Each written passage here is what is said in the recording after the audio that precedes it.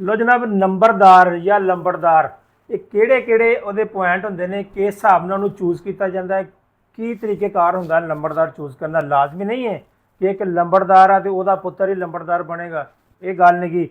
मैं तुहानूं दसदा तां तरीकेकार की हुंदा, तुहानूं भी शायद नॉलेज होएगा, लेकिन जिन्ना क नॉलेज मैनूं आ मैं तुहाडे अगे शेयर करन लगा। सब तो पहले वेखने ने बरादरी की अक्सरीयत कितनी है। अगर फर्ज करो जट वाण या कोई होर बरादरी आ, राई बरादरी आ या कोई होर बरादरी आ, अगर उन्हों का बंदा या उन्होंने बरादरी उन्होंने वेखनी पिंड के हिसाब नाल भी किहदी ज़्यादा आ, अक्सरीयत किहदी आ, उहदे हुंदे ने जनाब 30 नंबर। जिहदी अक्सरीयत ज़्यादा होवे ना 30 नंबर उहदे हुंदे ने। ते जे होवे अपना थोड़ी जी घट होवे फिर उहदे नंबर हुंदे ने 15। ठीक है, 15 नंबर ते 30 नंबर काउंट हो जाते हैं, टोटल नंबर हुंदे ने 100। अगले पासे जनाब आयो तो दूजे नंबर ते वेखदे हो उहदी तलीम, तलीम उहदी किन्नी आ। अगर तो मैट्रिक आ तो फिर उन्होंने तकरीबन 5 नंबर दिते जाते हैं। अगर मैट्रिक तो उत्ते आ तो मैट्रिक या मैट्रिक के उत्ते 5 नंबर होंगे ने तकरीबन। अगर वो घट आ लिखना पढ़ना जानना तो वह होर हिसाब होंगे, अगर मैट्रिक तो ज़्यादा हो तो 10 नंबर ऐड कर देंगे ने। ठीक है, अगले पासे जमीन वो किन्नी है। अगर वो जमीन 5 किले आ या 5 किले तो उत्ते आ फिर वो भाइयों ने नंबर होंगे ने जनाब 10।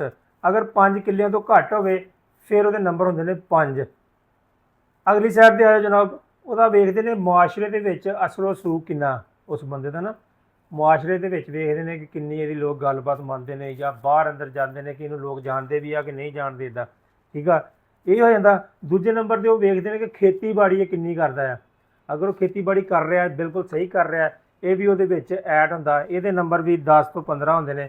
बाकी अगले पासे वेखते हैं कि ये नंबरदार का जो बेटा आ, ये मतलब कि पहला खून है, एक होंदा ना कि लंबड़दार का एक पुत्र होंदा, फिर गांव का या पोता हो जाता या फिर उसका भतीजा हो जाता। वो कैटागरी के हिसाब से अगर नंबरदार का पुत्र हो तो 30 नंबर होंगे ने। अगर भतीजा या दोता या पोता हो फिर तकरीबन कोई 15 के 10 नंबर होंगे ने।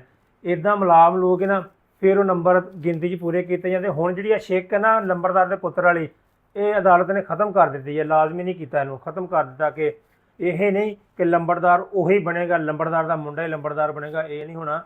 ये शिक खत्म हो गई है। हुण एवें ना रहो कि मैं लंबड़दार का पुत्र हाँ तो मैं ही लंबड़दार बनना। उन्होंने सारे जायजे लैके फिर तुहानूं लंबड़दार बनाउणा। पढ़े लिखे हो, तुहाडा असलो सूक किन्ना है, तुहाडी जमीन किन्नी है, तुसीं किन्ने पढ़े हो, तुहानूं लोग किन्ना जानते हैं, तुसीं लोकां दे नाल की बरताव करते हो, यह सारिया चीज़ां देखिया जाणगियां फिर लंबड़दार बनाए जाणगे। लव यू हो गया। अगर वीडियो पसंद आई तो कमेंट शेयर लाजमी करना। मिलांगे आप अगली वीडियो के। अल्लाह हाफिज़।